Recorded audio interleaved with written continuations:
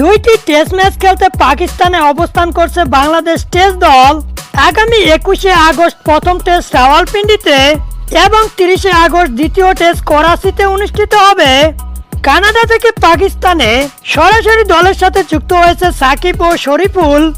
তরুণ ও অভিজ্ঞ মিলে একটি ভারসাম্যপূর্ণ দল ঘোষণা করেছে বিসিবি, যার নেতৃত্ব দিবে নাজমুল হোসেন শান্ত। বোলিং লাইন আপে রয়েছে 5 জন পেসার ও 4 জন স্পিনার, 7 জন ব্যাটসম্যান ও 2 জন অলরাউন্ডার নিয়ে মোট 16 সদস্যের দল ঘোষণা করেছে বিসিবি। পাকিস্তানের রাজনৈতিক অস্থিরতার কারণে প্রথম টেস্ট ম্যাচটি দর্শক শূন্য গ্যালারিতে অনুষ্ঠিত হবে। চলুন দেখে নেই 16 সদস্যের মধ্যে কে কে রয়েছে।